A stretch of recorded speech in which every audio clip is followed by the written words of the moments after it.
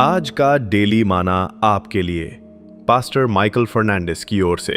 महान पुरुष और स्त्री क्यों गिरते पतन हो जाते हैं। 5, प्रभु ने उत्पत्ति 8:21 में कहा, यद्यपि मनुष्य के मन में बचपन से जो कुछ उत्पन्न होता है सो बुरा ही होता है।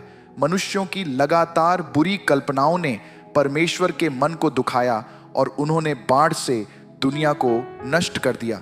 आज हमारे चारों तरफ जो भी बुराई हो रही है, यह निश्चित रूप से मूल को उनका मन दुखता होगा। सभी पाप हमारे विचारों, सोचों से शुरू होती हैं। पवित्र शास्त्र हमें स्पष्ट रूप से बताता है कि दाऊद ने भेजकर उस स्त्री बतशेबा को पुछवाया। तब किसी ने कहा, क्या यह एलियाम की बेटी और हित्ती ऊरिय्याह की पत्नी बतशेबा नहीं है? तब दाऊद ने दूत भेजकर उसे बुलवा लिया। 2 शमूएल 11:3-4। यह हर व्यक्ति की खदू की अभिलाषा और विचार हैं जो उन्हें बुराई में खींचता है और उन्हें अंधकार में ले जाता है। बुरी अभिलाषा बुरी क्रियाओं को जन्म देती है। याकूब 1:14-15। जब दाऊद ने बतशेबा के बारे में पूछताछ की तो लोगों ने उसे स्पष्ट रूप से बताया कि वह एक विवाहित स्त्री थी। मामले को बदतर बनाने के लिए उन्होंने यह भी बताया कि वह उनके सबसे भरोसेमंद और वफादार सैनिकों में से एक की पत्नी थी, हित्ती ऊरिय्याह। आकस्मिक तर्क, कारण और आत्मिक धारण सभी एक तरफ बह गए और वह पूरी तरह से अभिलाषा से भस्म हो गया। दुख की बात है कि दाऊद के लिए यह पाप व्यभिचार, हत्या और उसके परिवार में पीढ़ियों तक दिए गए परिणाम था।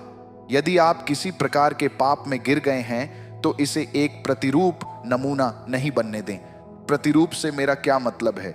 जब आप इसे बार बार करते रहते हैं तो यह एक प्रतिरूप बन जाता है। मैं सम्मान पूर्वक से चेतावनी देता हूं कि यह आपको विनाश की ओर ले जाएगा। एक घातक घायल व्यक्ति की तरह आपको तुरंत ध्यान देने की जरूरत है।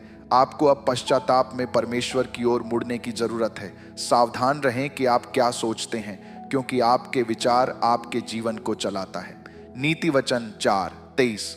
जो भी हमारे मन पर ध्यान केंद्रित करता है वह हमारे जीवन में खुलता है और आखिरकार हम कौन हैं को आकार देता है। यह अक्सर हमारे विचारों का होता है, हमारी परिस्थितियों का नहीं, जिसके कारण हम दलदल में डूब जाते हैं। आपके मन में पवित्रता की लड़ाई जीती या हारी गई है। हमें अपने विचारों को बंदी बनाना सीखना चाहिए। फूलने से पहले उन विचारों को कली में दबा दें। आइए अब प्रार्थना करें।